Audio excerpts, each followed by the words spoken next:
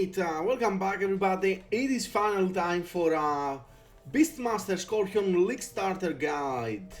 This is a collaboration with Cookbook, so basically I wanted to get a LeagueStarter guide out for a build that it's very good, but it's not very popular. Not a lot of people know about it, and Cookbook is a person I met through the last Epoch Discord and through my streams as well. And he's a very cool person. I really enjoy talking about builds with him, and he has been playing this build for a long time. Farmed like many hours at 600, 700 corruption, stuff like that. Min-maxed it to the full list, and even trying to get a low life setup. It's a build that can do all content in the game, fairly easy to gear up, and with a lot of options as well. We can do some tanky things as well. This character is my LeagueStarter character. It was created on the solo account found. I pushed a little bit corruption, fixed my blessings, even did tier 4 Jura. I think I played what, like 4, 5 maybe days on the stream. I didn't play any off stream. Let's start with a little bit of a 270 corruption echo here, and we'll see. I'm gonna explain the rotation here as well. Basically what happens is whenever we're using our swipe with primary resonance, we actually get the Venom Nova to proc, right? Now this is the main thing that we are doing with our Scorpion. We need to proc as many Venom Novas as we can. The Venom Nova has a little bit of a poison thing around it. It doesn't really show here. There we go. And also these projectiles and everything, all of them are actually poisoning your enemies, and they deal damage very fast. And because we are using aspect of the Viper, we are gaining a lot of penetration for our minion as well, and the damage increases a lot. Now this is a little bit of a slow echo here, but it doesn't matter. I can keep talking about the rotation. Rotation is fairly simple, as you will see here. I'm just Warcrying. I'm buffing my my Scorpion with my Warcry and my Fury Lip. So we are jumping, we're Warcrying, and we're swiping, and then I'm using Eterra's Blessing on my Scorpion. And whenever I'm using Eterra's Blessing on my Scorpion, as you see right here, it actually resets the Venom Nova, right? So basically what happens, I'm gonna show you a little bit of single targets here on the Maiden. It's ramping up a little bit, and then it just dies, right? It's ramping up a couple of seconds, and then it just dies. Single target on this build is actually surprisingly good. I did not expect this build to have single target. One of the reasons that I haven't played this build actually earlier was that I was afraid the single target would be bad. It is actually insane. Once you get a couple of buffs out of your Warcry and your Fury Lip, I love it. It's insane. Alright, now that this is done, let's get into explaining the build a little bit more thoroughly. If you find the video useful to you, please hit the like button and subscribe to the channel for more content, and let's get into it. Alright, so as I explained, every time we swipe, we pop Venom Nova. We can, of course, pop Venom Nova by itself, and every time we're casting Eterra's Blessing, we reset the cooldown basically infinitely, right? And we do that. Now, Eterra's Blessing can be a little bit tricky to use on your Scorpion. Basically what I'm doing, I'm trying to use it off screen, and most of the time during echoes, because he's also taking damage and stuff like that, it actually targets my Scorp. So this is what I'm doing. I'm basically Fury Lipping, I'm teleporting my Scorpion with the Experimental Affix, and I'm just casting Eterra's Blessing behind me. That's what I'm doing. Alright.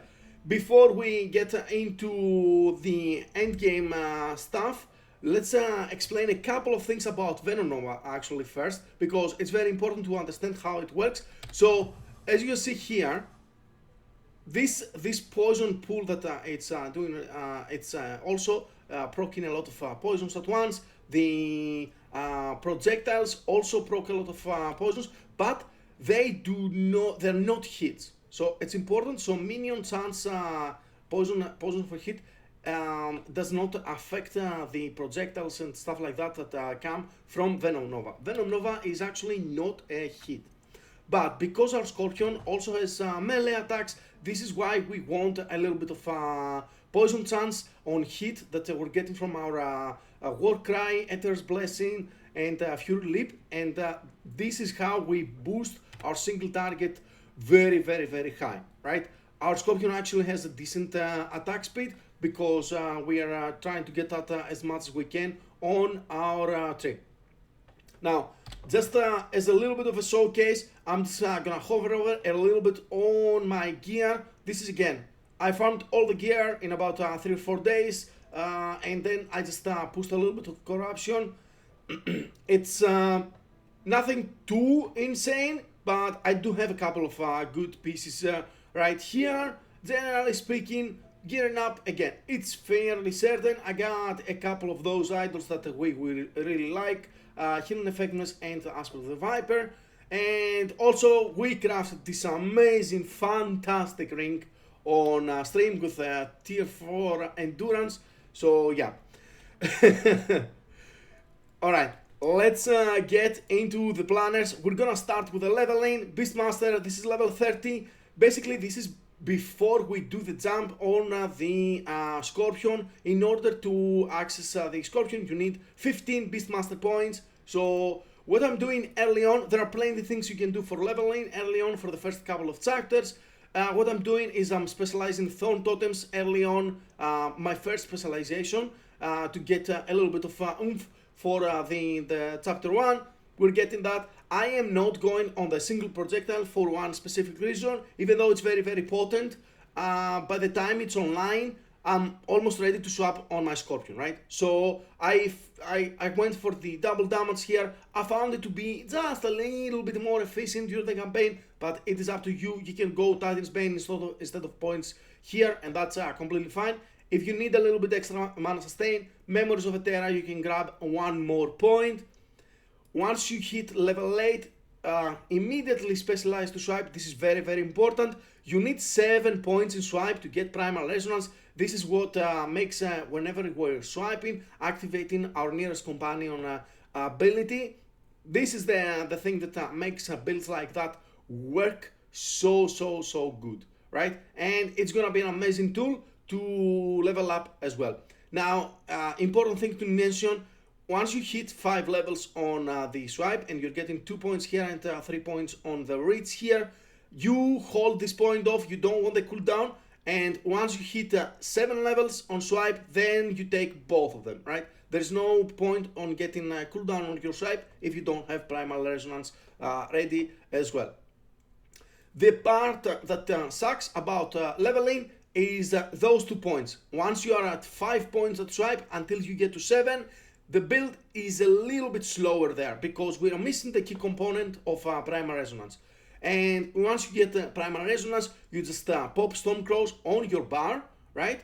You're taking out the Wolf, and you're only using Stormcrows at that point. We're already Beastmaster, and you just swiping around with Primal Resonance every 2 seconds, and everything dies from the Stormcrow special ability.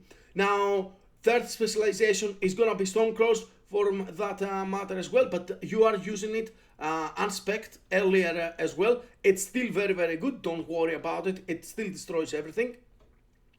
Thunder Strike and Thunder's Blast, those are the 2 things that you want to max out for your Stormcrows very, very fast for the Crowstorm to actually do insane amounts of damage. Now, after that, you just wait for your special. You can do 2 things. You either wait for the next specialization at level 35. At that point, you are actually getting your Summon Scorpion. But when I'm usually ready and I'm not using, I'm catching myself not using Summon Thorn Totem anymore at about level 30, 35. Depends on how the campaign run you're doing is going. You're despecializing Summon Thorn Totem. You are getting the Summon Scorpion. And we're gonna see what the tree looks like there.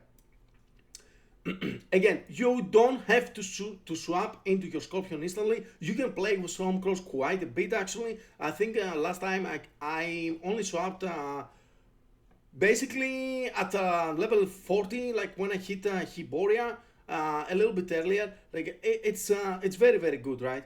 Crowstorm is just very good ability. I have a little bit of a passive tree. What you wanna get to unlock your Scorpion, and early on a little bit of minion damage. Of course, you want the spell damage because that's what the crows are doing. You can even take this one, but I personally skip it right now. I want to unlock my Scorpion as fast as possible. Now, let's get into it and see what kind of passive tree and skill trees we're gonna have for this build.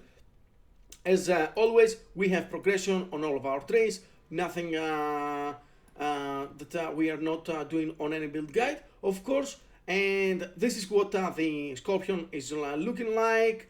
You are always want to get the more damage multiplier here and here early on. And once you have a few points here, you are actually ready to swap into your Scorpion. As you can see, similarly to the last ones, I have them in order. So basically, once you get rid of your Summon Thorn Totem, you're putting on your Scorpion. As the fourth specialization, you're getting your Warcry. And once you get the swap, because you did get a few levels on the Scorpion, you are actually getting Eternal's Blessing instead of the Crows. Eternal's Blessing is very very nice, right? Scorpion has some major multipliers on the tree, so that makes the build work without a lot of gear. Swipe, as I'm said, Primal Resonance, most important part, we are getting kill threshold, we are getting area of effect as well. Duality of nature is very important to get our mana back, and this is just quality of life for the increased area of effect, and a little bit extra cast speed, just quality of life again. We don't really need attack or cast speed, but just a little bit quality of life, and that's completely fine. Eternal's Blessing, we are going into here. This is the refresh companion ability that we want. We need to max that out as fast as possible, and then I'm actually getting mana efficiency here early on. We are changing this on the endgame planner, as I'm gonna show you, but this helps quite a bit, especially on the first few bosses on the monoliths, where your mana regen is not there, your mana pool is not good enough. This one is gonna help you quite a bit. A little bit of traveling here, and then this is what we want, the poison chance for the Scorpion, and we are going into Warcry. Warcry, fairly straightforward. We're getting the pull, we are getting the cooldown recovery rate. I'm also getting Invigorate because it heals my companion as well. This is not mandatory, I just like it personally. We're getting Cleanse, we're getting the healing, and Frailty, and we are getting Scorpion Poison Chance once again. Fury Leap, we are going down here to grab the Cleanse on landing, we're getting the Health Restore on landing, of course maximize the cooldown recovery rate, get the pull, mana efficiency, mana reduction basically, and immune while leaping. This one is still bugged I believe, but hopefully it's gonna get fixed in 1.0. Now, I have set up a few items here to check out the key affixes that you need. Basically, we need minion damage over time. We don't care what kind of weapon. It can drop on sword, on axes. It doesn't really matter for us. We just need minion damage over time on our weapon. That's it. That's the only affix that you will ever use. And you can use one hand and shield if you want to be a little bit tankier. You can use a two hand as well for higher minion damage over time. And also you can get some decent suffixes on your weapon, as well as we'll see on the end game planner, because you can get all attributes, you can get crit reduction and whatnot. I'm gonna show you the passives on the end game planner. Other than that, we have a few things here. Relic with some on Scorpion levels is very nice and very cool. These idols here are the most important part, but we're gonna talk about it after the passives. Now, let's get to the end game. This is the passives that you're gonna have early on. There might be a few changes here and there. Make sure you're checking out the planner. This is the planner that basically transitions you from your campaign into your monoliths, into your empowered monoliths. exactly that. You're not gonna have any issues progressing through your monoliths. The build is really, really good. It has very good clear and really nice single target. Now, let's get into it. This is my endgame setup. There are plenty of different things you can do on the endgame setup. I'm gonna tell you right now, this is very flexible on the gearing. Let's go through the passives. From the primal list, we're getting attunement here and resistances, strength, and a little bit of extra hit points, of course. I'm also grabbing Berserker as my last 5 points. We don't really have anything better to grab. I'm not a big fan of Berserker because it only works after you hit 35% of your hit points, but it is what it is. Now, Druid, we are getting endurance and armor, we're getting the attributes, we take advantage of attunement and strength very, very much, and also vitality. And I'm also getting Close of the Forest, a little bit extra minion damage. This one is not mandatory, you can swap them, they're a little bit flexible. Here, Ursine Strength, pretty much the Beastmaster, early game thing with aspect of the boar, here, and here with the boar heart. Now, this is very important, more companion damage for single companion. Call of the Pack. Call of the Pack is actually fantastic for our sustain. Basically, this build has insane recovery, and that's why we are also scaling healing effectiveness, because every time we are using our companion ability, us and the companion is getting healed by 100. That scales with healing effectiveness as well. So basically, it heals you for 600 or 700, and as you could see, we are using our companion ability all the time just through primal resonance, like just by swiping. Right now I have like 1.3, 1.4 second cooldown on my swipe, so basically effectively I'm healing myself for 700 every 1.4 seconds, right? And my companion as well. So we are getting the chase. This is very important. We want the minion speed. Unfortunately, our Scorpion is lagging a little bit behind sometimes, and you will see because of the poison that some monsters are dying behind you. Excuse me. But it is important to know that I didn't backtrack a lot for loot. It will happen here and there. It's the nature of the build. It's not as bad as Warpath. So yeah, I'm not a Warpath enjoyer in general, so I will not play something like that. Once you get the teleportation experimental affix on your boots, is actually much smoother during echoes. Now, the attack speed as well for our minion is very good for single target. It's boosting our single target. This is vitality and endurance threshold. Endurance threshold is not that important, but it's still nice. Vitality though, boosting our hit points a little bit. Viper Fangs and Rattle Snake are the two most important things that we are grabbing out of Beastmaster. I gotta tell you, you're gonna see a huge difference on your melee, on your single target once you get those things.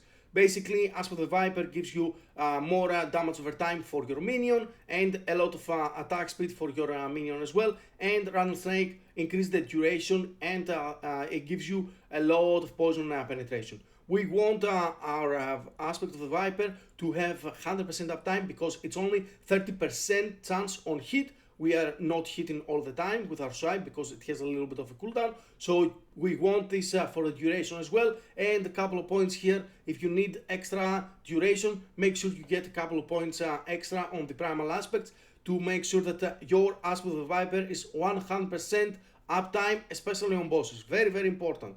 Natural Bond, of course, more companion damage for a single companion and more health for our Scorpion. Alright, I explained the recovery a little bit through our skills, and this is why we're skilling healing effectiveness.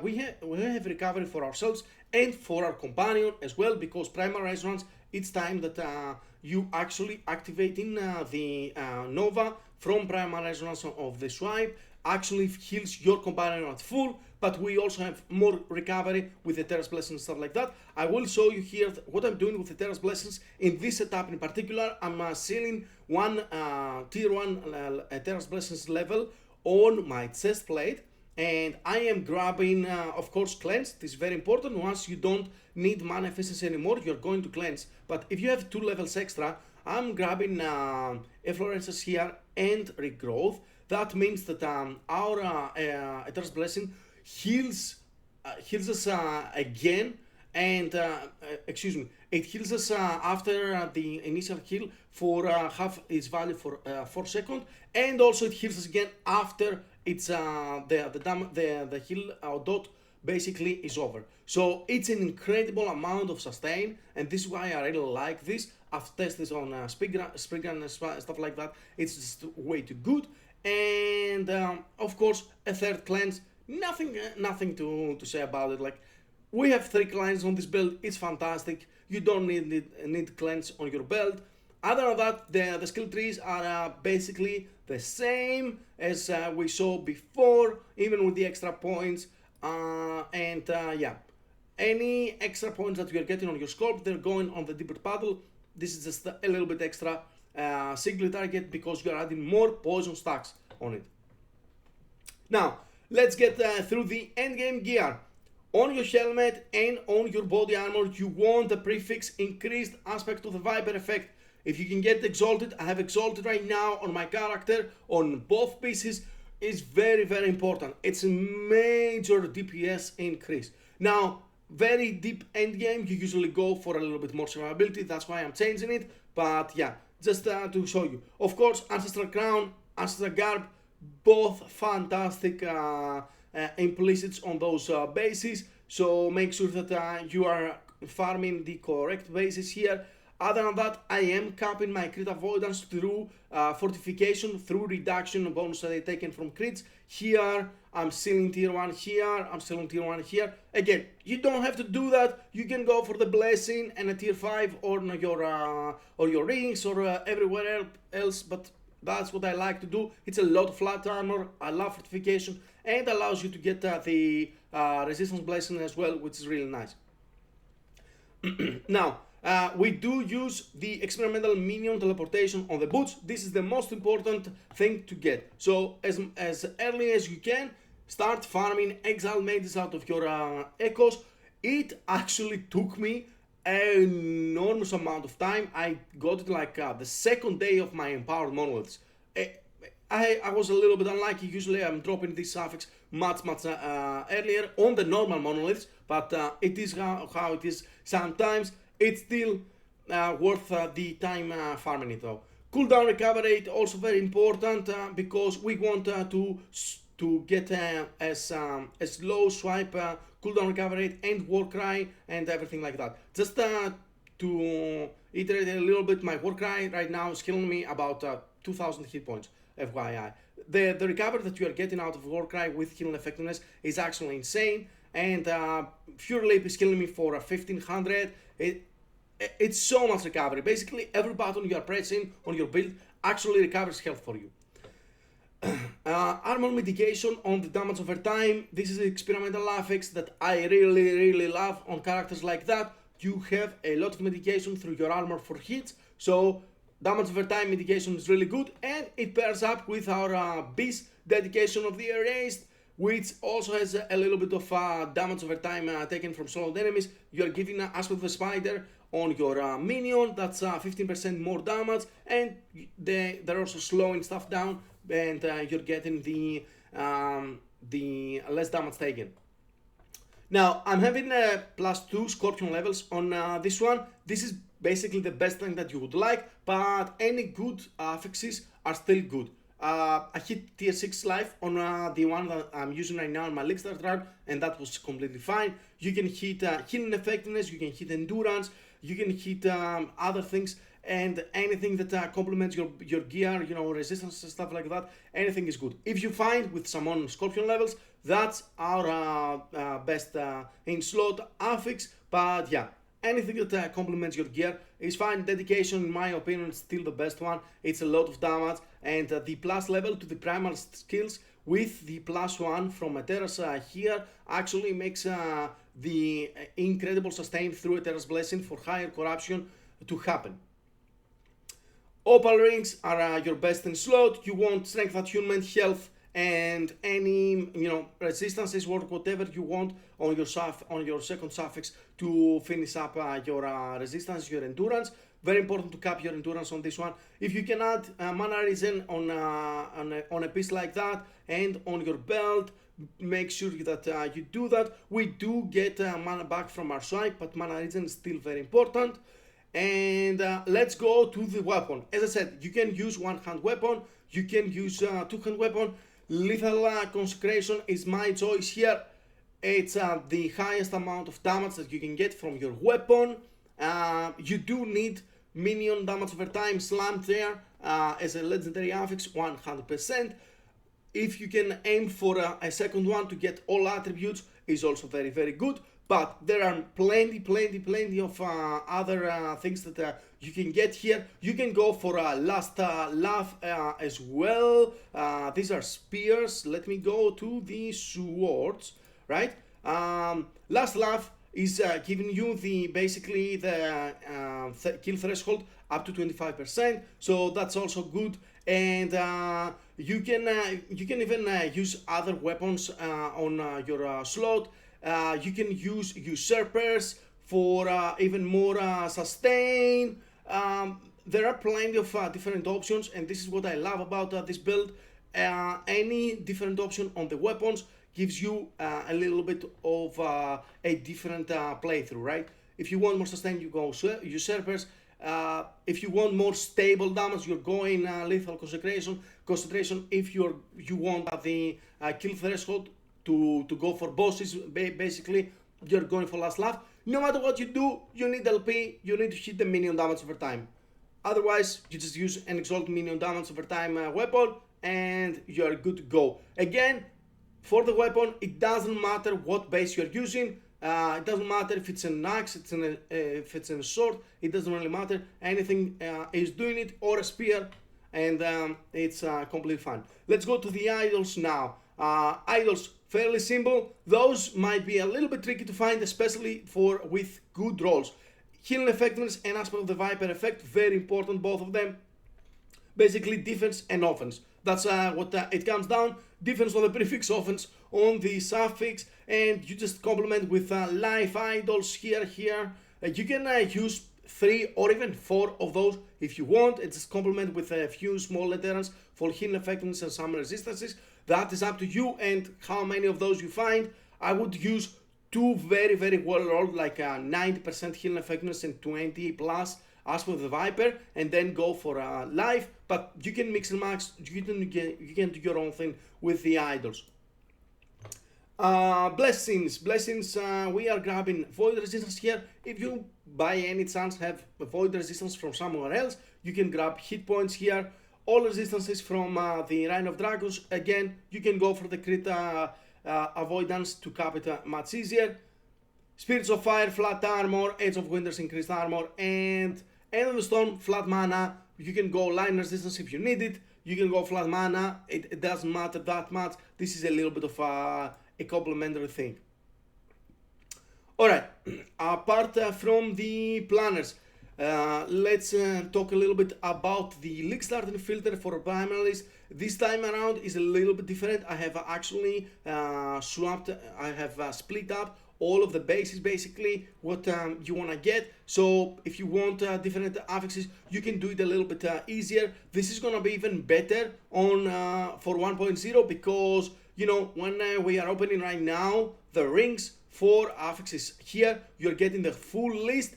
In 1.0 we're getting a change that this list only gonna be giving you the affixes that those items can actually roll. So it's gonna be much easier for you to make any adjustment on the filters that you would like. Now this is for our tier 6 damage over time minions. I have a separate rule because it can be a little bit rare early on to find it. So I wanted to be recolored. This is early weapons for spell damage, for damage over time, spell damage early on for thorn totems and you know, for crows, and then damage over time for the scorpion. These are our magic and rare items, and basically everything else is just the same as on my other filters. I have, because a lot of primalists gonna be playing thorn totems as well, and maybe some cold dot, I don't know, I have a few a couple of rules here. This is for totem, this is for cold dot. Basically, you just enable those and you're good to go, right? This filter is gonna be on the description, along with the planners, along with everything else. And yeah, I gotta tell you, I was very adamant to start in Paladin Holy Trail, but this build might actually be my League Starter. I have loved this build. Thank you so much to Cookbook for giving me the opportunity of making this build guide for the League Starter. We talked many hours about the build, and you know, try to figure out the level up. You can do whatever leveling you want. I'm giving you what I'm doing here. Cookbook was also doing some swipe things, so you can just go with swipe from first specialization. The Crowstorm actually was his idea, and it works fantastically. I'm beyond happy with this build. I played it so much. I killed tier 4 Jura on a League Start scenario as well. It was fairly simple, to be fair. It was really good. I'm actually gonna be putting the tier 4 Jura I did on the description, so that you can watch it from the clip. But yeah, this build is really nice. One added benefit that I'm seeing as well, because I'm gonna be starting Merchant Guild, is that a lot of those items are not gonna be very high in demand, and I might be able to gear up for cheap and, you know, sell everything else for profit. Yeah, it's a nice build. You can do all content, you can push early corruption, and I'm enjoying Beastmasters very much, especially with all the recovery they are getting. I don't know, I just love the playstyle a lot. Guys, again, if you like the video, please hit the like button, and I will see you on the next one. Have a nice LeagueStarter for 1.0, and bye bye.